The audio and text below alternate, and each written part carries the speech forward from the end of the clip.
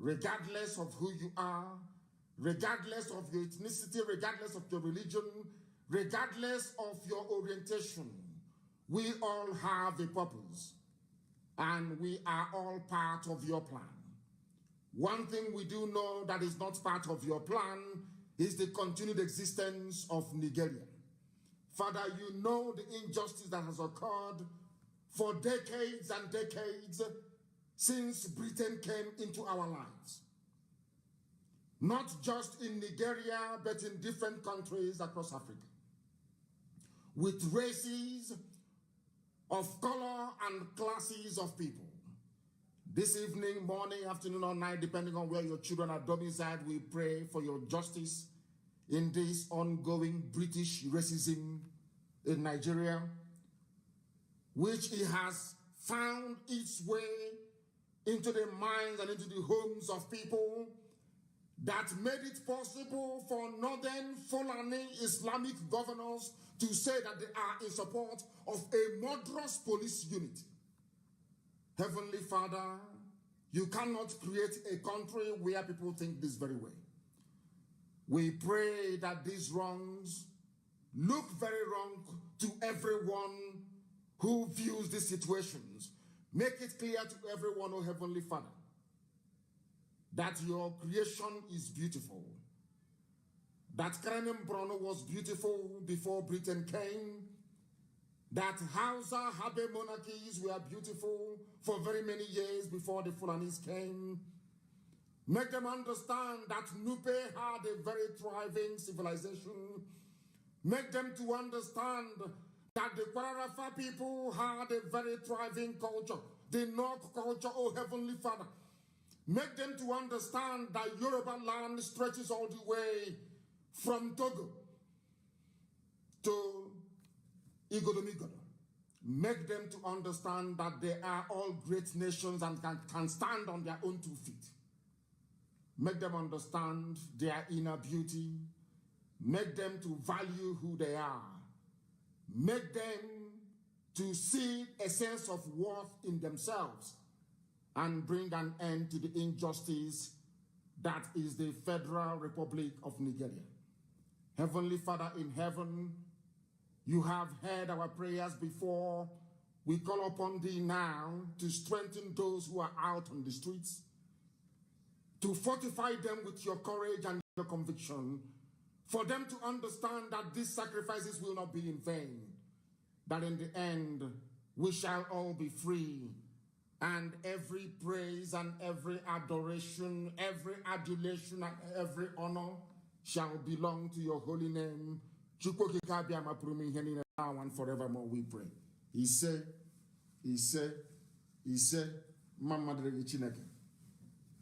we are live and we are direct and we are going to preach the gospel of heaven. I did not announce this very program, but of course we know that our people are listening and paying attention all over the world. And we know that they're joining us this evening. Once again, this is a live presentation. The time now, if you want to know, is 16 minutes past 7 p.m. in the evening in the land of Biafra. If you look at your wristwatch, if you look at your smartphone, if you look at the clock you have on the wall in your home, you will see that it is exactly 16 minutes past the top of the hour. That is how you know that we are live, that we are direct, and that the entirety of humanity is paying attention. This very evening, we are going to make this program interactive. It is Shabbat. So I say Shabbat Shalom to some people who are listening. Normally, I am not supposed to be broadcasting on a Shabbat evening like this, but Chukwu Kikabiama will understand because there is work to be done. We need to feed those who are protesting. We need to rally support for them.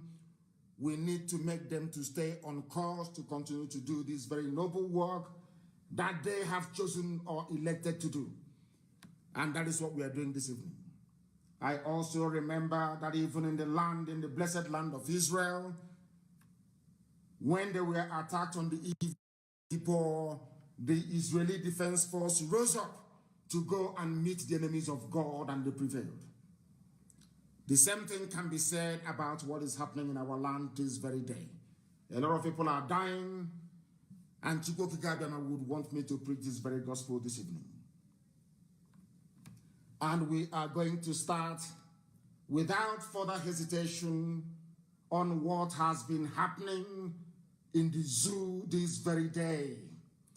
Because some people do not understand what is going on, but I will use the words of a very bright, intelligent, I like him as a matter of fact. I have never said this before, but I'm making it known today because he makes a lot of sense. He is a man that I read from most times. Of course, you know them up there in the north once in a while. After drinking fura dinunu or drinking the blood of cow, which is what they normally do, they go off tangent.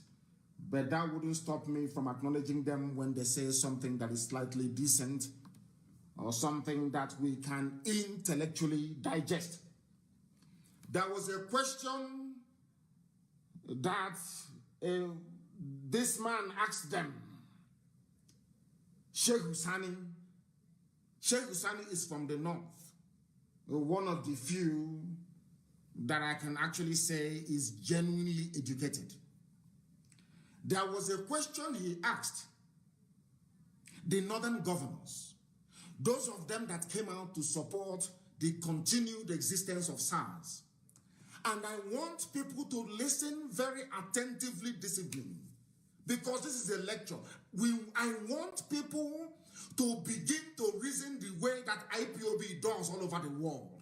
That is why people say we are very smart, we are very intelligent, we know where we are going, and that we are master strategists because we know what we are doing, believe you me. Sheikh Husani said something. But before I go on to say what Sheikh Husani actually said, I want you to ponder this very simple question. Why do you think that Fulani governors came out from the north to say they are in support of SARS? Do you think they just spontaneously, rose up to say, we are now going to support SARS? There was a lot of meetings behind the scenes. And some of you will be shocked as to what I have to say this very evening. The people behind that very effort is British High Commission in Abuja. They are the ones that asked them to do it. You know what they want to do? They want to create in the mind of the world, because End SARS have gained momentum all over the world. It's trending everywhere. What they want to do is to say that not the whole country is in support of this very effort. That is a section of the country. The same divide and rule, the same game they've been playing from day one. And of course, the Fulani, they want Nigeria to continue because Britain said to them, if Nigeria doesn't continue, you're finished. You have nothing. Education, you don't have. Economy, you don't have. You have nothing. The only thing you have is that AK-47. And those bullets we have given to you. Use it to terrorize other people. Use it to subdue them. Use it to make their lives miserable. That is what they have done, and that is what they are doing. That is what they are going to continue doing until we put a stop to it. Now the question is this. Northern Fulani governors, why are you in support of the continuation of SARS? I will answer the question for them. It's because Nigeria is not one country and can never be. People from the south and the sizable chunk of the middle belt, they reason differently. If nothing tells you about the palpable, very visible, tangible division that exists in Nigeria, SARS is a very clear example of that. A very clear example. I am sure there are sensible, very reasonable people up in the north, in the Sahel north, wishing to join this very campaign, but have been constrained or prevented from doing so by the local politics that obtains wherever they are. I will ask you again, why would a section of the country, if at all you claim that Nigeria is a country, why would a section of that very country want to go against what is a popular trend all over the world, acknowledged even by some members of the British Parliament, that this very SARS unit is awful? Why would those that will look at you tomorrow and say we are Nigerians, they say we want Nigeria, these governors from the north, They claim one Nigeria. They are aware that SARS are killing people in the south. Innocent young people, men and women, raping them and killing them. They are aware. Despite their full knowledge of the atrocities being committed by SARS, they rose up to say that they are in support of SARS. That tells you all you need to know about the mindset of the Fulani, their psyche, the way they reason, the way they see you. So as long as SARS continues to extort money from people from the south, as long as SARS continues to kill people, as long as SARS continues to terrorize people, Nigeria is one. Everything is.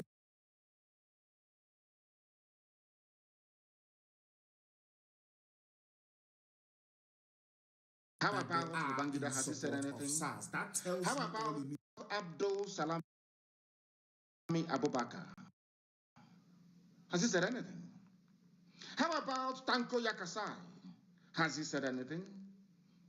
How about Junaid Mohammed? Has he said anything? No, they will not say anything, because they live by terrorism. They live by killing people. That is what they do. That was what Britain schooled them to understand. That is the reason why they have limitless number of people going into the army, going into the navy, going into the police, going into the customs every blessed year. Any department, any paramilitary that handles AK-47, they are in the majority. Understand this thing very well. This is something that I want our people to digest this very evening, morning, afternoon, depending on where you are, before I go into what Sheikh Husani actually said. Some of you shout one Nigeria, one Nigeria, one Nigeria, one Nigeria every blessed day to please your northern friends, your northern partners, your northern governors, all the rest of them. But imagine the way they are thinking. Everybody has quite rightly condemned SARS for the killing spree, for the extrajudicial executions and all the rest of it. And somebody who is a politician in a country that claims it is an enlightened democracy will come out openly, somebody voted for by the people, and say that they support such a murderous unit. That tells you all you need to know about your fake one Nigeria. You don't need to listen to what IPOB is saying, what Biafrans are saying, what Nnamdi Kanu is saying. No. Look at it for yourself. The evidence is very clear. What is the justification for Sokoto governor, that boy that wants to contest to be the president of Nigeria? Why are you're a young man, the Sokoto governor is a young man, I'm older than him. Why would you come out to support the killing of innocent people, young people in the south? I want people to understand. Those of you saying we want one Nigeria, what are the governors from the north doing supporting SARS, that is a killing machine against young women and men from the south? Just tell me. I want one Nigeria. That tells you that Nigeria can never, ever be won. That tells you that anybody who is serving a Fulani interest, any governor who is following a Fulani preset agenda to keep Nigeria one, is your enemy.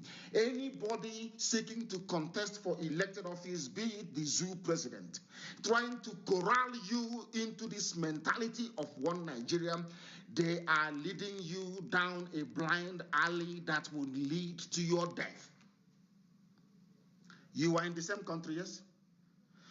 Obiano came out, all the governors, Wike came out, they are coming out, the governor of Kwara State, they are coming out at least to say something to the protesters. At least to say something to them. In the north, they're saying, keep SARS. What does that tell you about your so-called one Nigeria? What does that tell you about one Nigeria? Just explain that to me. Evil is evil. Injustice is injustice. It is very blatant. It is very glaring. It is very clear for the whole world to see that SARS is a murderous, corrupt unit of the federal police controlled by the Fulani. That is the reason why they are saying no, they want SARS to continue. Now I will come to what Sheikh Husani said. Sheikh Husani asked them a simple question. You know, me, I love people who are intelligent. I am naturally attracted to people who make sense, people who are knowledgeable. Sheikh Husani asked them, if SARS asked the northern governors, as they call themselves, the Fulani governors of the Sharia states, for those of you who do not know that Nigeria is already divided, I am not saying there are no Muslims who are decent. Of course, there are decent Muslims everywhere. There are intelligent Muslims everywhere. After all, it was the Islamic civilization that gave us algebra in mathematics. It was Islamic civilization that gave ordinary ice cream. The ice cream that you eat every day is an Arabian invention.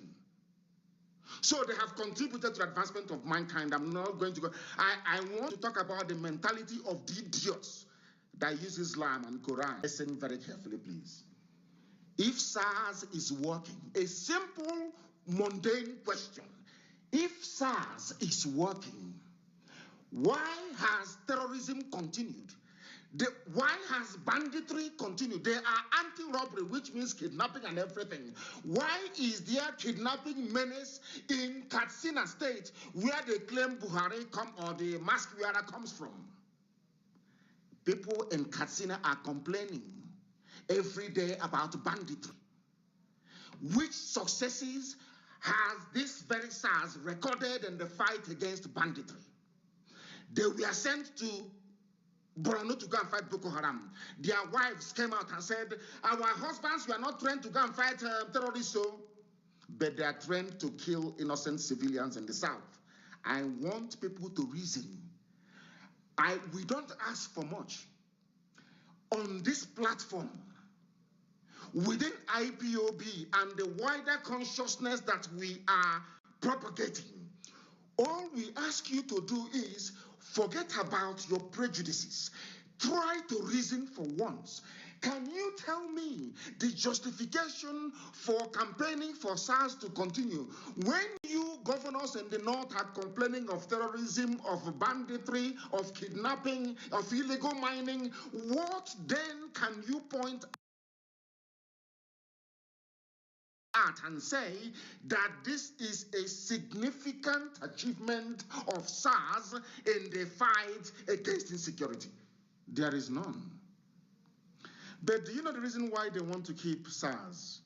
Because they are killing Christians from the south. People they are killing are those from infidels from the south. But you come out the next day to say that Nigeria should be one. But if it is only one person, that is saying this, you can understand. If it is two people, of course, it can be condoned. But 12 governors, 1, 2, 3, I am sure out of 12 of them, 1 or 2 must have been to a university. 1 or 2 of them must be well read, well versed in history, in literature, and all the rest of it. Now, can you explain to me why people with such pedigree, of course, in parentheses, why people with such pedigree, if I may ask, would come out to boldly say we support SARS if there is no ulterior motive behind it? You see, it's just like somebody coming out and saying, oh, I support ISIS. I support ISIS. The same thing they did when Ihejrika was bombing Boko Haram. They said an attack against Boko Haram is an attack against the north. That was what the late Buhari said. He opened his mouth and he said it. And this day newspaper published it. I want people to ponder and to reflect, to think, to reason this very evening. But these are your fellow Nigerians. These are, and if they are ordinary Alamajiri, I can understand. These are governors who have traveled all over the world. They understand how democracy and republic function. They understand how a republic is meant to function. After all of that, they come back All they are interested in is how let us sell oil and gas from Biafra land and share the proceeds. I want people to understand this very evening that Nigeria is not one, not because we are saying it, but from their behavior, their mindset, their utterances, the way they respond to issues tells you all you need to know about them. Their own brother is asking them a question. Their brother is a former senator, Sheikh Husani. He asked them, all these 12 or thereabout governors from the north, if SARS is working, why has terrorism continued? And I will add myself, if SARS is working, why are you people complaining of insecurity in the north and banditry? Why don't you take the SARS and take them to the north? They won't do it. They want an armed SARS in the south, killing people and extorting money. And tomorrow you will tell me that these governors are patriots, that they are Nigerians. That is where I have issues with how an average Nigerian reasons. These are the difficulties that I have. And upon reflection, I couldn't possibly begin to reconcile it with anything closely resembling common sense. It doesn't make any sense to me. And it wouldn't make sense to you either. Following the support of the northern governors for the embattled Special Anti-Robbery Squad SARS, a former lawmaker in the House of Assembly, of course in the Senate, public commentator Sheikh Husani, has lambasted the governors, posing a critic. Even Vanguard recognized that the question that Sheikh Husani posed was very, very pivotal, very critical, very, very important, and no sensible human being can answer it. When people say you don't like Nigeria, you hate Nigeria, I want to lay a foundation for them to understand that what you are fighting and seeking to defend is indefensible. Indefensible. In law, in logic, in reasoning. It is indefensible. You cannot defend it.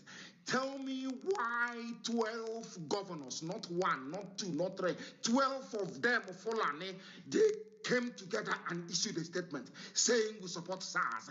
That tells you about their mindset.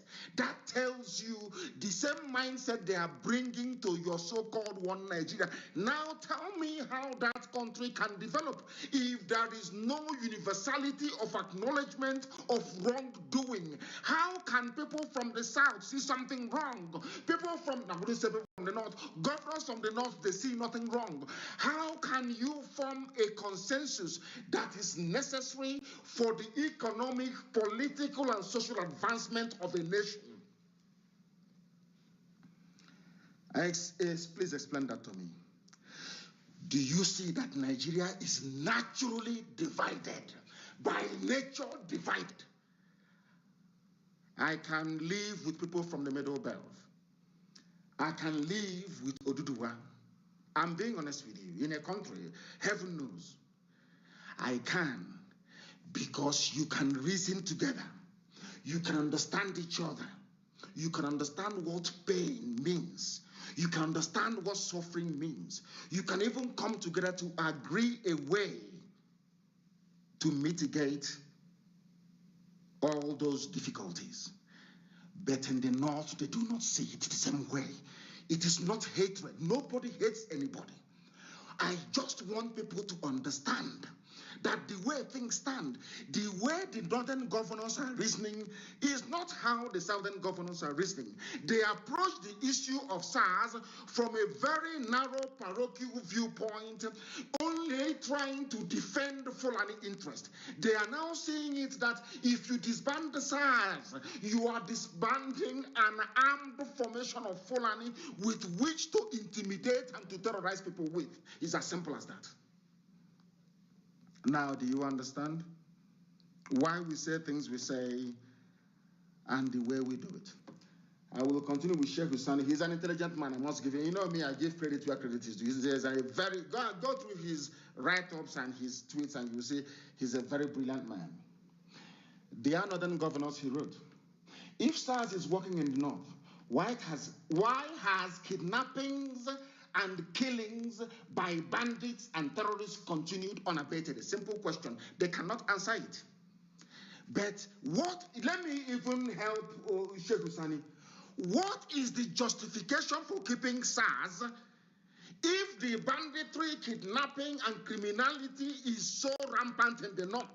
What is the essence of keeping them? They can't answer that one either. Recall Plateau State Governor Simon Lalong spoke on Thursday, the 5th of October, after a meeting with the person they claim is Buhari in Abuja. He is the chairman of Northern Governors Forum. You know, they're very clever. The same way they picked Gowon, who was a Christian from the Middle Belt, as the head of state. In a time of crisis, that is what they always do. They pick one traitor, one efulefu, one idiot, and say, oh, we are all not.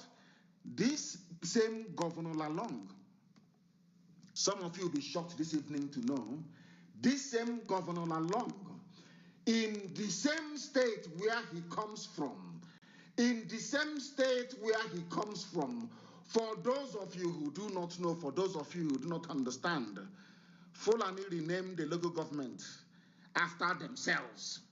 For those who do not know, I want to find it and I want it posted on my page for people to understand how easy it is for Fulani to deceive you, convince one of you, make you feel important, but all the time you are serving their purpose.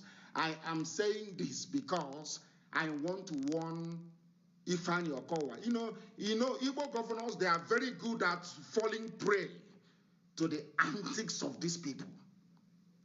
You can see them jockeying for position.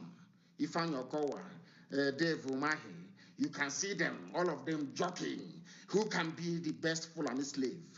That is exactly the same thing that happened to Plateau State Governor Lalong. This same man has forgotten what Miyetti Allah did to them. This same man has forgotten that now they have Fulani emirs in Plateau State.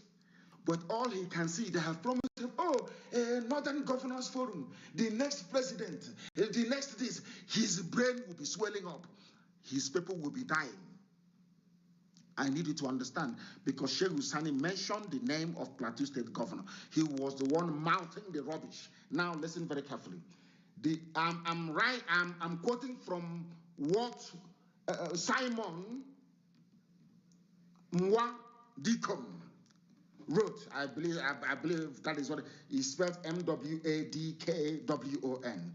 It was published by Punch newspaper. I want you to listen carefully, please. The original name of the community is Rakun, R-A-K-U-N.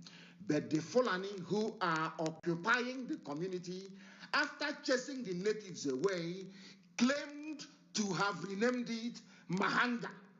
And that is the name which the SDG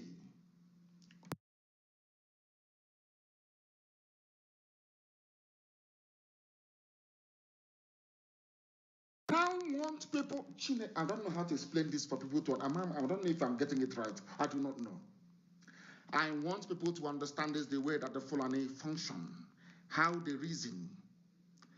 Your motives for shouting one Nigeria may be honorable. I am not going to disagree or disparage that viewpoint. Everybody is entitled to their opinion. Some people wrap themselves, they are Africans, they're in America, they wrap themselves in American flag. I am not going to quarrel with them. I want to ask you this question. You have a governor of Plateau State who is not Fulani by all stroke of imagination, but in order to advance himself, his family, and his political ambition, he agreed to become the leader of the Northern Governors Forum. The same thing that they did to Gowon, the same thing. Today, people in Plateau are suffering and dying. Go and look at it. It is well documented. The same governor saying that he doesn't want SARS to end. His people are under bondage right now. Now, this is one thing I explained this last night. Even this morning when somebody asked me about Olisametu, there is something about politicians in Nigeria. Their own selfishness is what I call destructive selfishness. All they care about is themselves and their families. Because of political office and promise of higher political office, this is what is happening in Plateau State. They have a community in Raccoon. The Fulanis came and renamed it Mahanga. And their governor is there defending Fulani interest. The same thing that they want to do in Ebonyi State, and we said no.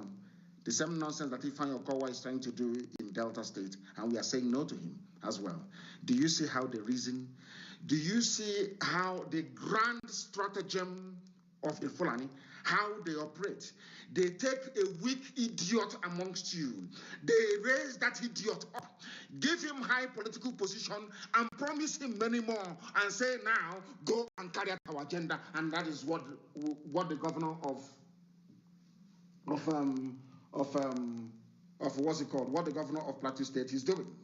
You must understand this, understand it very, very well. You must understand it very well.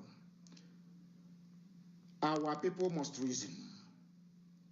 Our people must reason. Our people must reason.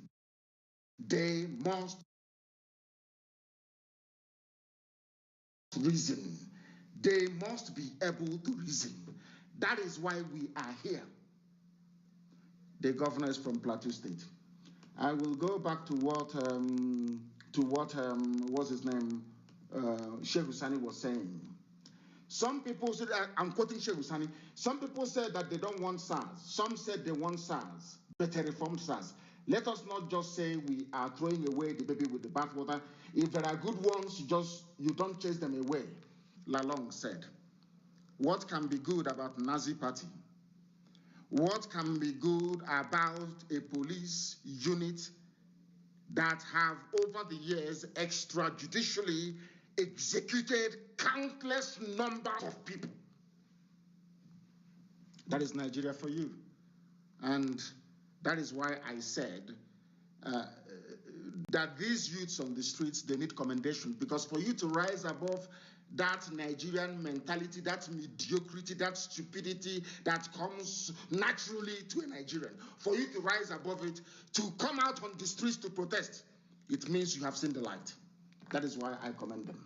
And I also commend Sheikh Husani for what he has said.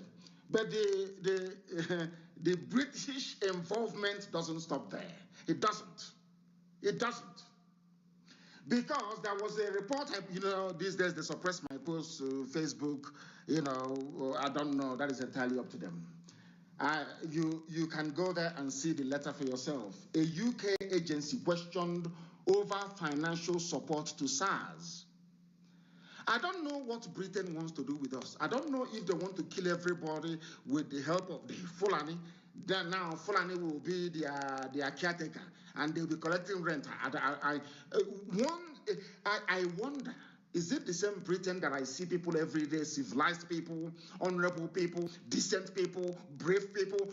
The people that work for the British Foreign and Commonwealth Office, which planet did they get them from? That's what I'm asking. This is, I'm not going to condemn Britain. No, of course not. But the foreign FCO, the Foreign and Commonwealth Office, what is wrong with them, I ask? What is wrong with them? Can anybody please explain that to me? What is wrong with them, I ask? A member of the British Parliament, Miss Kate Osamor, representing Edmonton, has written a question and is seeking clarification on the nature of the United Kingdom government through the Office of the Secretary of State, Foreign Affairs, extends to Nigeria's disbanded Special Anti-Robbery Squad. What type of money has Britain been giving to SARS? Do you see the reason why even Britain cannot come out to condemn SARS? I want you to build a picture of those that this very protest has been raging for over a week. They have not said anything. They have not said anything. Look at the list of all of them. Those that want Nigeria to be one.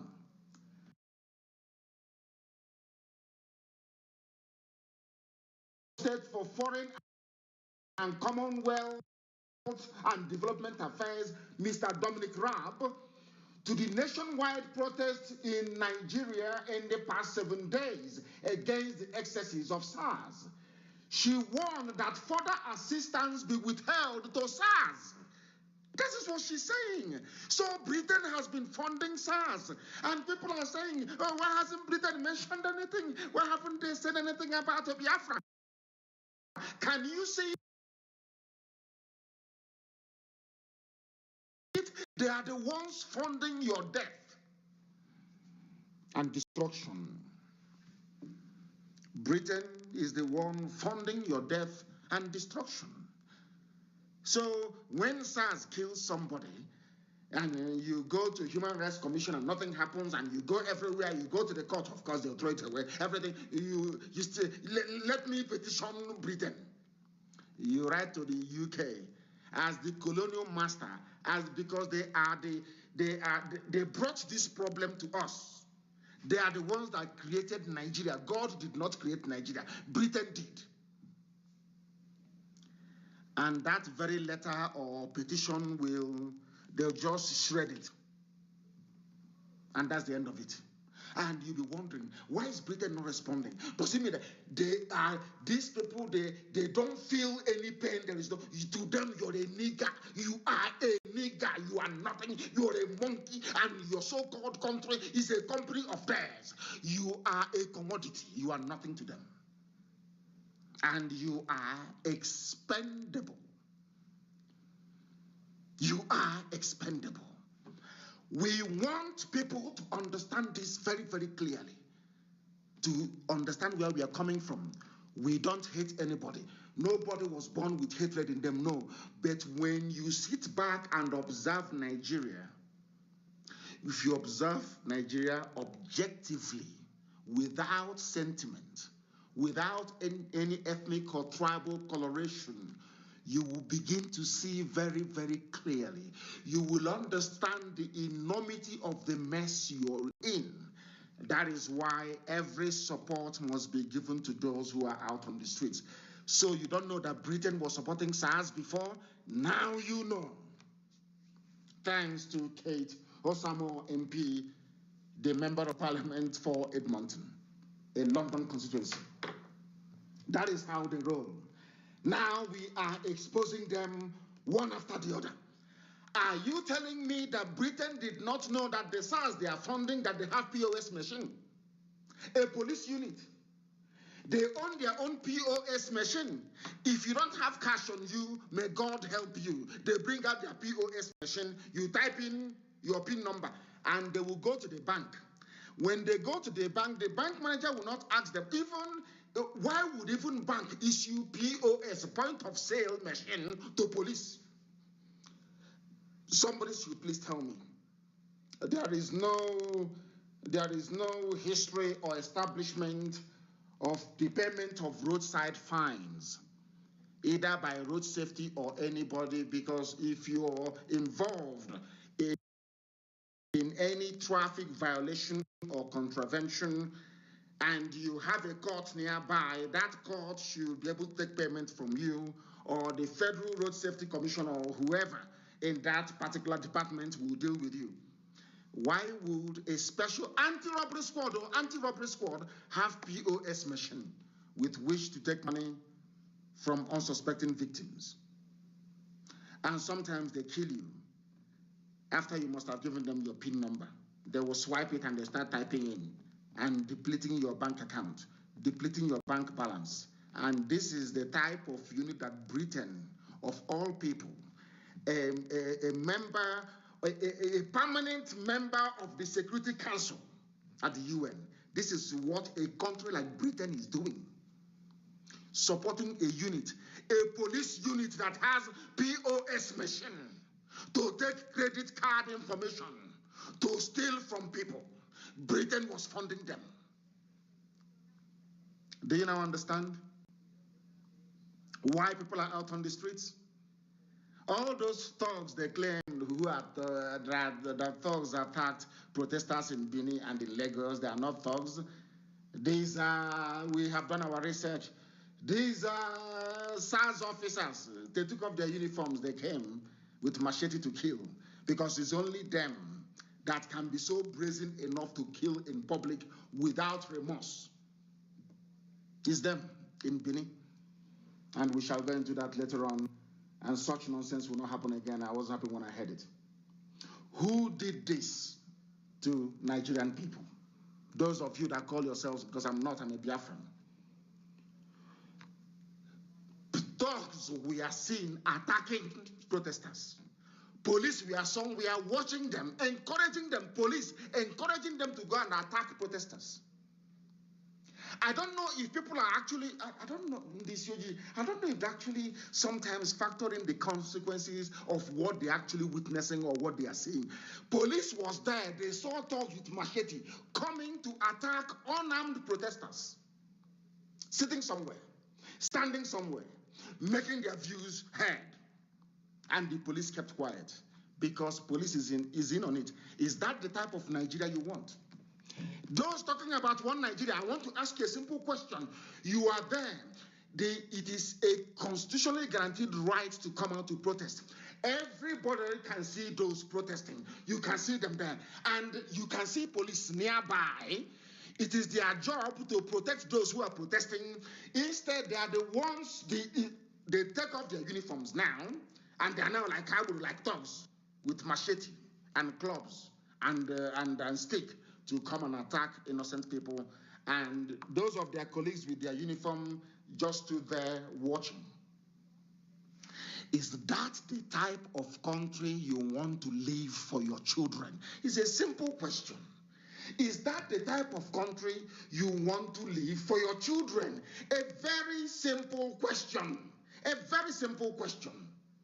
A very simple question that I want people to answer. I want people to answer it.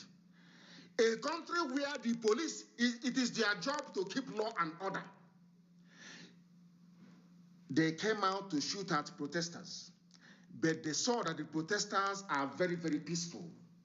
Instead, there are people now coming to attack the protesters, and they kept quiet, and they are there just watching as armed thugs who are their colleagues, but this time around dressed like mad people attacking those who are protesting. And I want to ask you again, Mr. and Mrs. One Nigeria, is that the type of country you want to live for your children, where police, having been to police college, having graduated from having left secondary school, having been to police college, they have been taught time and time again to prevent a breakdown of law and order. But the police, you see them standing, encouraging their colleagues, the thugs, to come and attack peaceful protesters. And I will ask you again, is that the type of country you want to leave for your children? A simple question. That tells you all you need to know. Now, after listening to this program tonight, you will understand that nobody hates you for no reason. My hatred and disdain for Nigeria stems from the fact that people prior to now have failed to reason. Now they are reasoning. Now they're asking questions. I will ask you again, do you want to leave a country? Because these days people talk about what they leave for their children, not us, that you have to feed your parents and feed your grandparents. No. I'm asking you, do you want to leave a country where the police will encourage armed thugs to attack peaceful protesters? It's a simple question. Because you tell me, oh, they're going to change. They're going to change. You don't need to be paid 200,000 naira a month to identify a dog with a cutlass coming to kill somebody, and you're police and you're there. Instead, you're killing protesters, fighting for you to get 200,000 naira a month. I don't know how else to explain it. I don't know if the whole world spoke Igbo language, perhaps I will try that. I don't know how else to explain it for people to understand.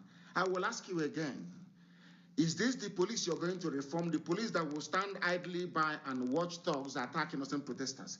Is that the country that you want? It is happening.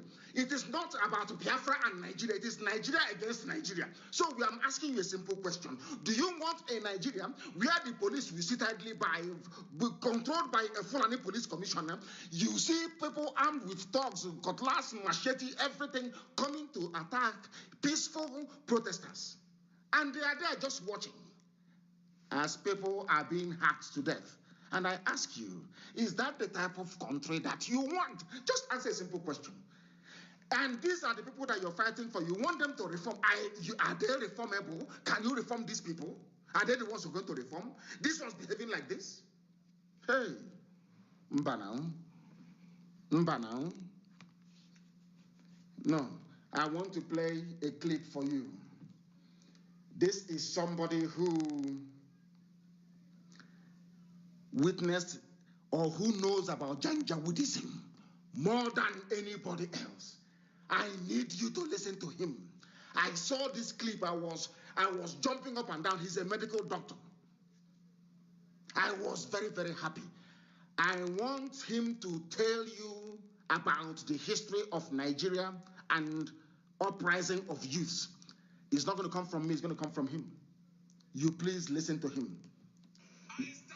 Listen. Knowing about the battles of the oligarchy. Listen. From the Ali must go crisis when we were very young. And then we had different issues with this country and with the leadership of this country. Even when Buhari came into power the first time, when he came to UBTH, when Dr. Scott Mwako was rolling an empty trolley to go and meet him, then I was already a medical doctor and I was doing internship in the UBTH. Yes. University of Benin Teaching Hospital, UBTH. Those they are dealing with. They are dealing with old warriors, old oligarchies who know how to fight. One of the things they are going to do is that they are going to use fear and intimidation. They might roll the army out very soon, and they will shoot a few youths dead to intimidate others to run into their shells. The next thing they will do is to start arresting people piecemeal by piecemeal. That's what they do. There's a strategy. Somebody, arrest that person, target another person, arrest another person. Yes. And before you know it, fear will start creeping in. Fear, full on it. Fear. They put fear in you. It's assassination. Assassination. They will start eliminating people one after the other. Remember Kokori, Frank Kokori, and the rest that they arrested during the Nupen crisis, during June 12 crisis. They will start eliminating people one after the other, either by assassinating them, by imprisoning them. They will drive them out of the country. Remember Nadeko, they will run into exile. But if you don't give up, listen. People today are beneficiaries of the struggle. Exactly. People like Enaoro and the rest others who did not benefit much from the struggle. And so, they will want to fight back. They will fight back. The system they use is to get hungry young men and individuals who are instruments that suffer from the Stockholm syndrome I told you. Remember Abacha's crisis? There was one young Igbo boy. I can't remember his name. I think it's Kanu. Yes. That established one group. They went to Abuja, held conferences, held rallies to support Sani Abacha. But that was a great mistake they made. When they took Ijaw boys from the Niger Delta to Abuja, and they saw the beautiful houses in Abuja that were built with their oil money. They did not know they were provoking a crisis they could not manage. That was how men and other people came up, and then amnesty eventually came. The next thing they will do is that they will start settling settlements, bribery, settlements. Settle them, give them offices and all that. Give them money, give them promises, and then you will see people antagonizing each other. The next one they will do, and they're already doing it, is to play the North-South game. I saw some young men in the North with caps. They say they are youths. They say that they want SAS. They want SAS. I agree with you. It's a democratic setting. Listen. You have crisis in the North. But let me tell you, if the army could not defeat Boko Haram, SAS cannot defeat Boko Haram. Now let me tell you the truth. Those young men or whoever who came with long caps, they are not the poor of the North. When I recorded started here, there were northerners digging ridges for me. The poor of the north have no voice. They don't come on radio. They don't come on television. They can't even speak English. Let me tell you one thing. If you are in the north, they use you to fight your youths in the south. Poverty will not leave the north immediately. Poor education will not leave the north immediately. It is only the children of the rich that will benefit. Let me tell you another thing they will do. I saw some people in Sapele, people from my area, old irresponsible men saying that we want SARS. We want SARS. Maybe they don't have children who drive cars. Maybe they don't have children who have gone to university. But the point remains, one day intimidation will come to them. If you support a tiger, if you feed a tiger, it will eventually eat you. The other system is that if they don't use the regional card, they will use the religious card. That's what they do. Fulani. It's Christian versus Islam. It is southern Christians that are protesting against the north.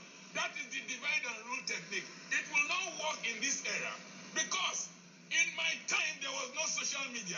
There were no handphones. Today, everything is captured live. Today, the global arena is observing us and they are watching us. I want to suggest that the international community, United States of America, the UK, France, they should be watching. Any oppressor. Don't call UK. UK is part of them. Don't let them travel to your countries to come and enjoy democracy while they are killing us here. Seize their assets. Let's lock down these criminals of this nation inside this nation with us. We will see who will survive. God bless you. I remain your friend, Dr. Charles Apoki. The battle is just beginning. The battle is just beginning. He has just enumerated, explained the way the Fulanis work, and that's what we've been doing from the beginning. That was why they were not able to defeat IPOB. I told you before, they work in stages. They cannot allow the police to come to shoot people in the open. No. They use their thugs to intimidate you, to instill fear in you. That is what they do, and they do it perfectly well. If they succeed, they have succeeded. Because politics is the only thing they have. The control of the levers of power is the only thing the Fulani man has, given to him by Britain. Is the only thing that Britain can guarantee him. Britain cannot guarantee him success in economics, cannot guarantee him success in any other sphere of life. The only thing that Britain has that can to give to their pets, Fulani, is power, political power. Understand this very clearly. They will arrest people, they will kill people, they will try to intimidate you. If all these things fail, the revolution will succeed. But let me also tell the parents of those who have been killed, those arrested, abducted, and those who will be abducted and arrested in the future. None of them will go free. None of them they'll be hanged in public, all of them. Understand this very clearly. None of the perpetrators, those that sent thugs, we were here that one of our sisters said, oh, we must Obaseki this or Obaseki that. Obaseki is in Bini. That's the thing about politicians. That is one thing I don't understand about them. Their inconsistency is frightening. Obaseki is there, and thugs are, of course, maybe he's not in control of the police. In fairness to him, the police is, of course, he's a federal police. Controlled from Abuja. Maybe the governors don't have any say in it. Now, I want to ask you this very question. I want to, not actually as a question, but we want to ponder something that is very, very critical. Who is behind all those now in Bini, those that attacked protesters, who is behind them? It is our job to find that very person and set an example with that individual. We must find out who sent the thugs to attack protesters in Bini. We know who did the one in Lagos. That is their business. But it's in the economic of the land. We need to know where those thugs came from. And we take the battle to them. Understand how it works. These are old cargoes. They are old war horses, all of them. Fulani will not give in easily. They will not accede to the demands. I'm telling you the truth. That is how they are wired. That's how their brains operate. As this very doctor was lecturing us, understand this very clearly. They are not going to give in very easily. They are going to fight. They will use all of you. Anybody who is a willing tool will be used to defeat the purpose of our youths on the street. but they must not relent. You must not go back. You have started. You will dare not go back until you achieve those aims and objectives that propelled you to go out on the streets in the first place. Now, listen very carefully, please. We need to find those who are behind the thugs. These are black people. If you don't set example with them, they will come again. That is how we operate. That is how we are wired. We must find those behind the thugs that killed 2 people today. And Obaseki must rise up to do something about it, or else he will be part of the problem rather than the solution that we thought he was going to be a few weeks ago. Now you understand, you see the way the Fulani operate. They will come, they will kidnap, they will bribe, they will cajole, they will do everything. Once all these things fail, that is why every successful revolution has to last minimum 4 weeks. People must be out on the streets. Prepare your mind, food or no food, mentally for 4 weeks. You must be on the streets. If you go back, you're finished. If once you retreat, you are gone. Every sacrifice made is gone. Are you telling me that the same people, we will agree to all your demands? A Fulani Inspector General of Police telling you this, and you agree. Whereas Fulani governors are saying they want to keep SARS. And you think they will carry out all these reforms if you leave the streets? Of course not. You know they will not do it. It's Nigeria. They won't do it. That is why this British royal company called Nigeria must be disintegrated. I'm telling you the truth. Or else men and women will continue to die. Men and women will continue to die. We must fight. The only way we can stop thugs from attacking protests is, heaven knows, we must catch who their ringleader is. There must be 2 lines of defense before the protesters. From, I don't know if they're going to be out on the streets tomorrow, I don't know. From tomorrow, and they can try that nonsense elsewhere now, not in Biafra land. We went to Okozo and they were shooting gun in the air inside the Okozo SARS. That's the beginning. It was any incident of thuggery? Of course not. Because our people over the years through IPOB, we now know what we want. People want to work hard. Nobody wants to be an armed robber. Before Britain came, there was no armed robber in our land. Before Britain came, there were no fences where we come from. Before Britain came, anybody can leave your wares in the market. Somebody will buy it and leave the correct amount of money under the tray. That is the truth. So we don't have criminality in our blood. And let me also explain, before you get married in our culture, you will go and ask if there is any criminal from that family. Once they say that family somehow, you are gone. You will not marry from that family. So everybody behaves themselves, not this day and age. We must find those who are behind those thugs. Get their pictures, we find them. And I can assure you, during the next protest, you will not see them anymore. And then others will learn from it, because we are black people. That is the way we are. Unless we see that thing happening in our before us, we never ever react in a positive way. Tell me why a human being will go out and attack. Just explain that to me. Why would a human being go out and attack protesters? Have you heard of such rubbish before anywhere in the world? Have you heard of such? And they come, they kill people, and they go free. What type of nonsense is that? How many are there? From Monday or from tomorrow, every protest must have 2 lines of steel. Let them go through the first line of defense and the second one before they get to the protesters. The young ones must be defended. That is how you do protest. Since they want us to do protest Black African style, the people must do protest Black African style. There must be 2 lines of defense. 2 lines of defense. Once they are coming, you hit them first and they will go back. That is the way they behave. Fulani is somewhere remoting them, asking them to go. So Britain can now, the people doing the damage is Britain. Some of you you cannot get that into your thick skull. The people doing the damage, do you know what happened today? Britain will take the headline of the paper and go to US and UN and say to UN, it's the South, it's Christian South.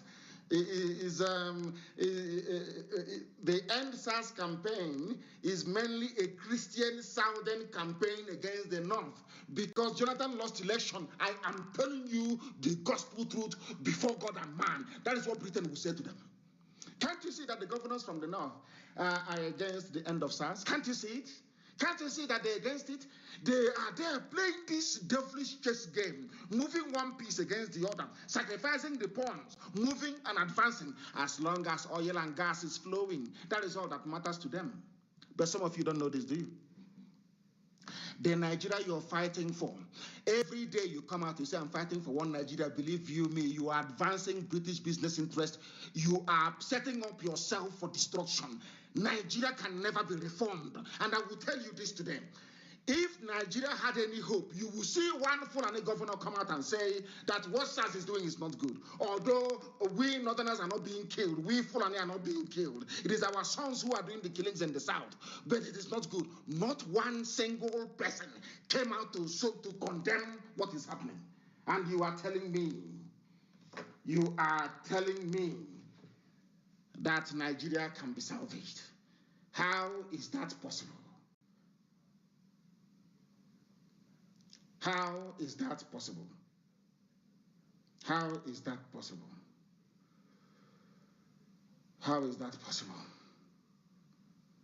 How is that possible? These are the things you need to know. These are the things you need to know. All of you must understand this very, very carefully. We proceed this evening. The Janjaweed are always saying that they are the majority. Whenever the case of accountability becomes more serious, they use Islam, as our brother quite rightly said. As a drug, they use Islam. Britain will push them. He played Islamic card. Say it is Christians from the South that won the end of SARS. And they play it. They manipulate the Gambaris, the Nupes, the Hausas. Somebody wrote, since I was born, I have never seen or heard of any Fulani man that lost his hand as a result of Sharia ruling, or flogged in public, or their women punished for breaking Sharia laws. They go to Dubai, they party and they smoke, they drink alcohol. It's only the poor Gambaris, the poor Alamajiri on the street, the poor Hausa, the poor Nupe who is suffering. Because people have refused to reason. People have refused to read the handwriting on the wall. People have refused to see the damage that they are causing themselves by sustaining a zoo that should not be sustained. The more you sustain Nigeria, the more this will continue. Next time now, somebody will come and tell me that the Fulani man is good and they want to be president of the zoo. Can't you see what they're doing? Can you not see what they're doing? Are people that foolish that you cannot see what is happening before your eyes? From one to the other. I deliberately, I don't do this very often, but I deliberately chose to do this today, to broadcast on Shabbat Eve, something that I never ever do. But things are boiling up, things are very serious on the ground. I published the picture on my page. Scroll through my page. I don't know if Facebook have removed it, because these days, before the suppression these days is just overboard. They've gone overboard in the suppression of my post, but I don't care. I'll keep posting and I'll keep writing. You will see where the police are busy by the side watching as the thugs go to attack those who are protesting. These are black people from a black in this OG. People say to me, you insult black. You can see why I insult black people. These are young people who cannot afford iPhone. Any day they afford iPhone, the same SARS that they are attacking protesters on their behalf will kill them. That is the reason I said that. But black people never reason forward. They can never see tomorrow. They can never contemplate. They can never imagine what life will be like tomorrow. I don't know the planets they came from. Heaven knows. They're the ones attacking, and you can see police watching. I also made the allegation that the British government visited Tinubu. Are they visiting Tinubu? Is Tinubu the governor of Lagos State? Is Katrina Lang going to Tinubu? Is Tinubu the president of Nigeria? But they went to Tinubu. to say to him, 2023 is around the corner. Are you there? Are you keeping quiet? That one said to their thugs from Mission, go and attack them. And tomorrow, somebody, a human being, will rise up to campaign for Tinubu to become the president of Nigeria. Black people in this UG, inability to reason. They don't reason. I can't say that anymore because the youths are out on the streets. And they are reasoning. The youths are out on the street, and I believe that they are reasoning. They are reasoning. We are live and we are direct. Go and look at the picture of Katrina Lang visiting Tinubu. That tells you all you need to know. Britain is everywhere. They come to the south. They say to Tinubu, bring out your thugs. They go to the north. They say to northern governors, so convene and support SARS, not knowing that it was Britain who has been funding SARS all along. Britain, they pontificate about human rights. They talk rubbish about human rights. People must rubbish, lip service. Give them money and they shut up and support evil. A first world country, an advanced society, playing the type of dirty politics that will even make third world dictators ashamed of themselves. Why must Britain behave like this? Why all the time? Britain, why are you scavenging like a vulture? Playing all these silly little white man games. Knocking these niggers, knocking their heads together. That tells you all you need to know. That tells you all you need to know. That tells you all you need to know. We must continue. This very gospel, we must preach it.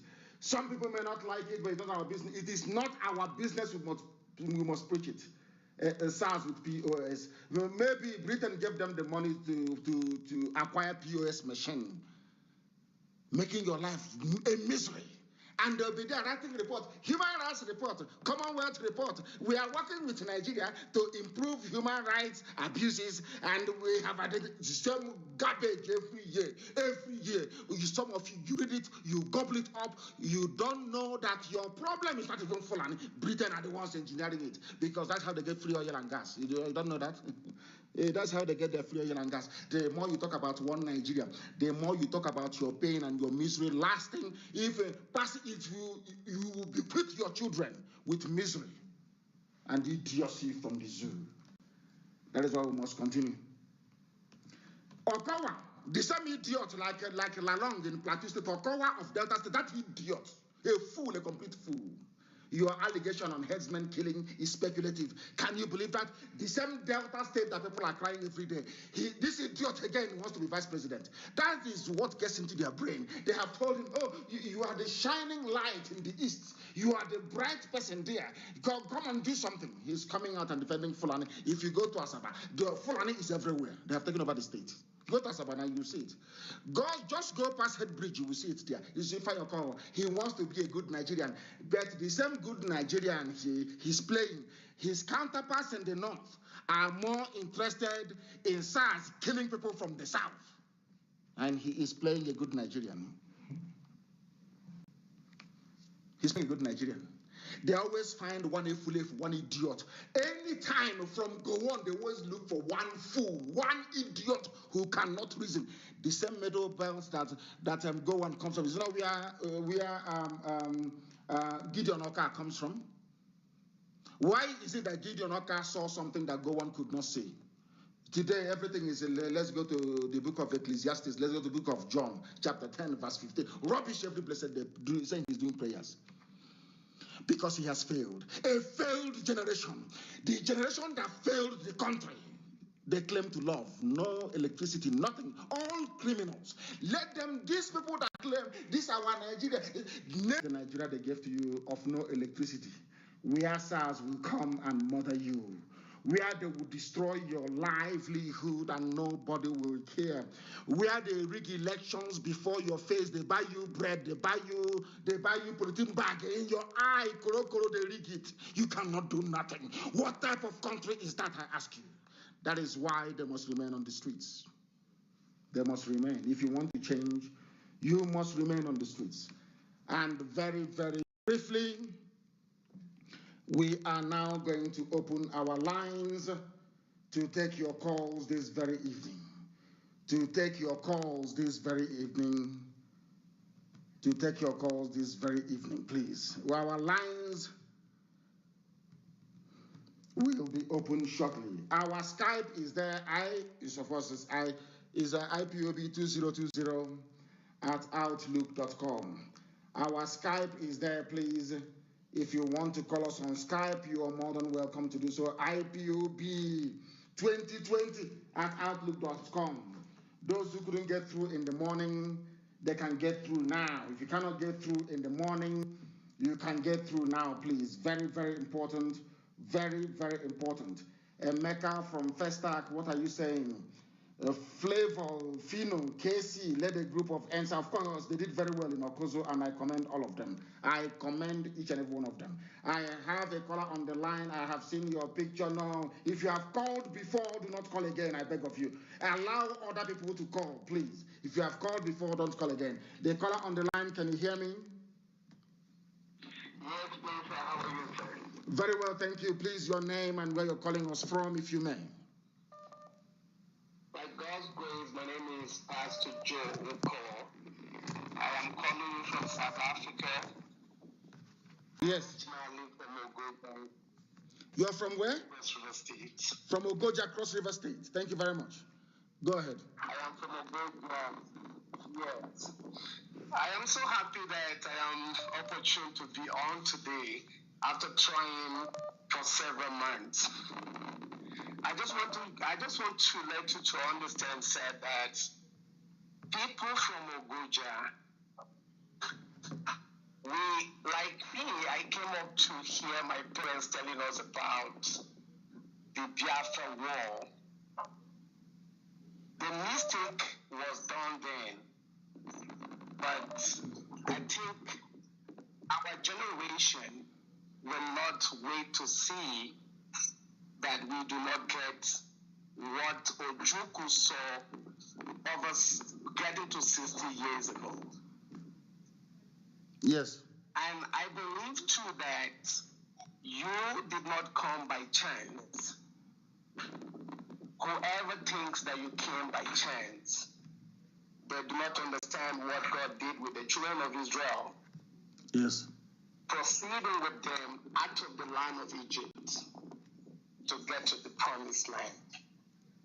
Yes. A lot of people we've been listening to, when this young man in Turkey, the first time I heard him, I told my wife. No. I don't discuss inconsequential fools on this hallowed platform. I don't entertain gossip. I don't entertain people who discuss other people. Give me your ideas. That is what I'm interested in. I don't discuss people here. Please go ahead. Yes, sir. So I believe very well, and I stand by this agitation that it is overdue that each and every one of us, from both the Niger Delta and the southeast, we should form a formidable stand to be able to get out of this so-called Manchuria. We have done that already. Mind you. That's why we have IPOB. There is nothing like Niger Delta or Southeast. We only use it to describe it for those who cannot understand. We have the indigenous people of Biafra. We are also in Ogoja. There is no relay station there. We are building it. When we finish, there will be one in Ogoja as well. We are all one Biafra. I really appreciate, sir. I really appreciate. Thank you very much. Thank you very much for your call. I thank you very much for your call. You have stayed for more than 3 minutes. There are many people who are desperate to join this conversation this evening. The caller on the line on WhatsApp, can you hear me, please? Your name and where you are. Yeah, good evening, sir. Mazi, Nnamdi, Kanu. Good evening, sir. Mama, sir. Mama, thank you very much. Your name and where you're calling from? Yes, sir. My name is Chima here. I'm calling from UK, and I'm from Abia State, Umuahia to be precise. My maternal home is from Isiama Farauku. Absolutely. Umuahia, Wonderful. And I'm from Olokoro. And I'm from Molokro. My father is from Molokro, yes. Thank you very much. Thank you very much. Please go ahead. Yes, sir. So my contribution and what I want to say is that please, Mazi, there is something that is going on in the northwest of Nigeria as I'm speaking to you. Biafran daughters are being kidnapped, are being hijacked, forced to be Muslims, and they are caged in the houses of all these Janjaweed. And a situation whereby I have seen a case whereby one of them was so brave. I don't know whether they poisoned, I don't know what they did. But after that girl came out, she didn't know herself. In fact, they had to take that girl out of the state, out of that state. So this is what is going on now. Our young girls are being, I don't know what they use in getting them. Some of them, I don't know whether it's money, I don't know whether it's charm or whatever. But this is what is going on. They will indoctrinate them, keep them in the house. When even they see their family members, they will not recognize their family members. In fact, some of that, there is a situation whereby they will even reject their family members. They won't even recognize them.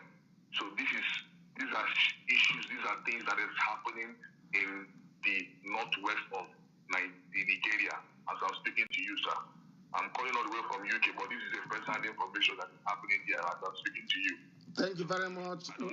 My dear brother, what needs to happen is that their parents will need to be brave enough to come forward to speak. But I'm sure that most of the parents will not say anything because most of them have been supporting One Nigeria, saying they have chemists, we have shop, we have motor spare parts in the north. So shame cannot allow them to say that their daughter is now a prisoner in the home of one filthy, dirty Almajiri. They can't say that anymore out of shame. So that is their cross to bear. That is their burden to shoulder. But if they come out in the open and make it known to us, then we'll try and do something about it. I thank you for calling. Thank you very, very much, my dear brother. Thank you very much. I have another caller on the line. Your name and where you are, please. The caller on the line, your name and where you are, if you may. Good evening, my leader. Good evening to you, please. Give us your name very quickly and where you are. Many people are in the queue, please. People are waiting to speak. My name is Sonny Betchios. I'm calling from Ebony State, sir. From Ebony State? Where in Ebony State are you? I'm calling from Izi. Izi is in Ebony, local government of Ebony State, sir. Did you people protest today?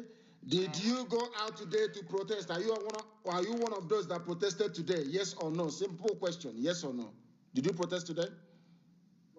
I did not join today. I joined yesterday, sir. It is every day for 4 weeks. I was there every day for 4 weeks. Okay, and then you get the change you need. Every blessed day for 4 weeks. You must be out on the streets. And then the change will come. Protest of this magnitude is not done only for 1 week. You have to go every blessed day for 4 weeks and you will get the desired result. If you do it for 3 weeks, it will not work. And you are dealing with Fulani Janjaweed, people who will try every trick in the book to dismantle this very protest. So it is an everyday event, not a one-off, not a disco where people go to dance. It is not that, no. People go to protest every day for 4 weeks. Then you get the result you need. Go ahead, please. All right, sir. Thank you so much. Sir, thank you for your good work, for what you have been doing for Biafrans. And there's one thing that is bothering me, sir. What is it? This is the issue of Ebony State. I don't know. Sir, there are fractions in Ebony. This is not the way so This is not the platform to discuss such either. This is not the platform to discuss it. We have a committee.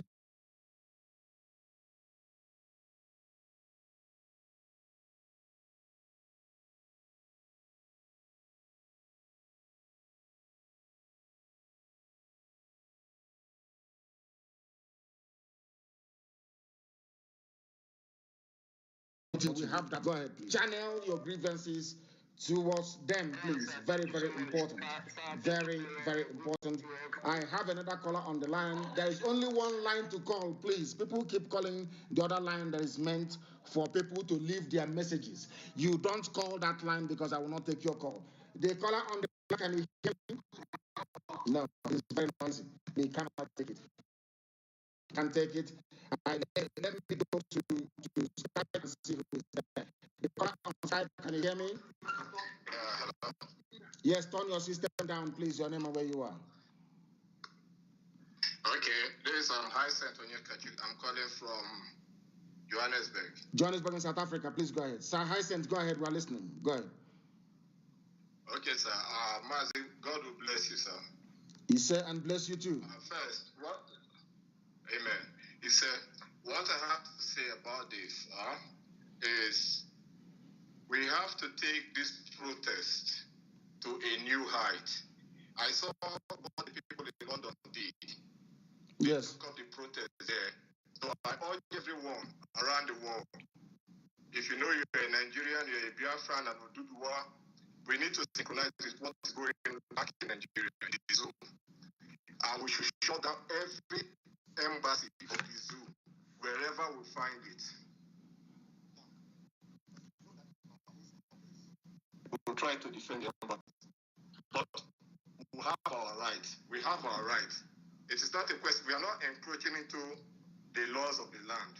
We want to bring about a change to our home. So we need to take on the embassies, shut it down. If we succeed to get into the embassies, what they have done to the embassies in the past, we can break down every single thing that we find there. That's my contribution. And the second contribution I want to make is, if you remember very well in the Bible, when the daughter of Jacob was raped, Reuben, I think Simon and Levi, they took it upon themselves and they destroyed everybody. So what we are going to do to help our mothers, our sisters, our wives, wherever they are, it is not all about going out, but they are going to pay for it. We'll make sure that we take it to the very end. And the final side is this useless SARS guy in another state that is on the run now. We need to find him. Information about this guy should be given. Wherever we find him, be it in Nigeria or in the diaspora, then we'll take it from there. If we can't find him, I believe he has children. No, we'll not touch his children, but we'll find him. We shall find him. We will not touch his children, but we're going to find him. Thank you very much for your call and welcome that. When the diaspora joins the battle, then what you're saying becomes a possibility to be taken over. All these things that are doing outside the embassy is just rubbish. It is not going to get the world to understand the enormity of the disaster that SARS is in the zoo. The embassies will need to be stormed and occupied. Then let them take people to court in civilized countries the next day. That is what gets the world moving. That tells them that you're serious about what you're doing. Not you are a Nigerian, you have the right to go into the embassy. Now that they say they are Nigerians, go inside the embassy now and take it over. The government of that country cannot do anything to you because you are a citizen of that very country. Because every embassy is a piece of, to an extent, is sovereign. You know, but you can go there as a citizen and take it over. And that's what I expect people to do. They call on the line, can you hear me? They call on WhatsApp, can you hear me? They call on WhatsApp, can you hear me?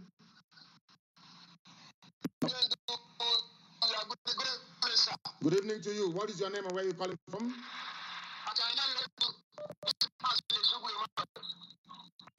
And where are you calling from? No, Emmanuel, your line is not clear. It is not clear at all, at all, at all. I have another caller on the line on WhatsApp. Please give us your name and where you're calling us from.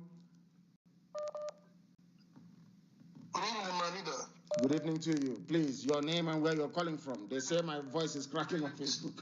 Yes, go ahead, please. From Poland. What is your name again? From Poland. And where are you calling from? No, Emmanuel, your line is not clear. It is not clear at all. I have another caller on the line on WhatsApp. Please give us your name and where you're calling us from. Good evening to you. Please, your name and where you're calling from. They say my voice is cracking on Facebook. Yes, go ahead, please. From Poland. What is your name again? Nnamdi from Poland. Please go ahead. We are listening. Go ahead. Yes, my leader, without wasting much of your time, I want to thank you for all you have been doing for us. I want to assure you that we are really, getting your message, and we are working all we can to see that, all we dream for and all we, try to fight, and we will achieve it. Quickly, without wasting your time, there was this clip you played last time about Obama. Saying something about the fight for keeping Nigeria one is yes. Fight for everyone. There is something I quickly want you to add to that, so that people can give more minutes towards that. I would like you to add in that after that Obama clip, ask people they should find Obama and ask him. He is saying that people should fight and keep Nigeria one, but he ruled America for 8 years. And he never deemed it fit to visit Nigeria for one day. He came to Africa and he went to Kenya. But the country, the so-called Nigeria, he's saying that people should fight and they keep one. He didn't visit. Not even single one day for 8 years. So I think by the time people should reason this way, I think we can make more headway in watching his nonsense claim. Obama has no regard. Nobody values him. He was an abject, complete, corrupt failure. Go and look at what is coming out. That was serialized by New York Post. That was yesterday. That Facebook have refused to carry. Twitter have refused to carry it. This is the truth coming out about Obama, Biden, and Clinton. Go and see it. You will see that a typical black man, he went there and he became the most corrupt president in U.S. history. Very, very sad indeed. Thank you very much for your call. And we shall do exactly as you have said. We are unstoppable. It doesn't matter how many, they make my voice to crack on Facebook, they remove people, all that rubbish, but we are still preaching the gospel of redemption, the gospel of hope. If you have called before, some of you don't know that I recognize I know you can change your profile pictures, but I can see some of you. I know you called in the morning, you want to call again. What type of nonsense is that? It's not good. Allow other people to speak, please. The caller on the line, can you hear me? The caller on Skype, can you hear me? Good evening, Mazi. Good evening to you. Please, your name and where you're calling from? My name is Mazi Michael Kanu, calling from Enugu, Biafra land. Thank you very much. Please go ahead. We are listening. Go ahead. Please, the problem is that what I want to say is about the SARS. SARS is not really the problem.